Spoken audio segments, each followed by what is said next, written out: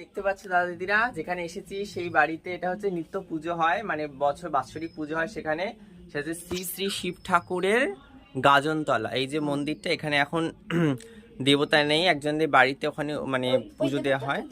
এই যে দেখাচ্ছি, এবার দিদা বলবে এই ব্যাপারটা কি, এখানে কি রয়েছে এখানে বলো একটু। এখানে শিব ঠাকুরের নিত্য সেবার জন্য পুজো হচ্ছে রোজ।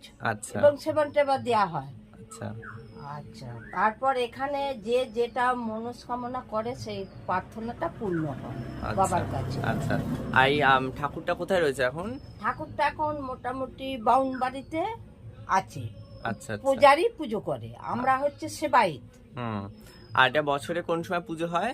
বছরে গাজন শিবের পুজো হয়, গাজনতলা বলে গাজনের পুজো হয় চড়কের সময়, অর্থাৎ মহাবেশী ফল নীল চড়ক পয়লা বৈশাখে পাত্রভোজ, এই 5 দিন ব্যাপী এখানে অনুষ্ঠান চলে। প্রচুর মানুষজন আসে এখানে, দেখতে পাও। আর অবশ্যই তোমরাও আসতে পারো, কোনো অসুবিধা নেই। আর এই যে দিদা পুজো করেছে দেখেছো, এখানে এসে অনেক কিছুই দেখতে পেলাম। আর অনেক জায়গা যাওয়ার ইচ্ছা আছে, দেখা যাক কি হয়। ঠিক আছে, তোমরা আসো, এসে ঘুরে যেও, আনন্দ পাবে। শ্রী সত্যম শিবম সুন্দরম শ্রী শ্রী শিব ঠাকুরের গাজনতলা, অবশ্যই এসো সবাই।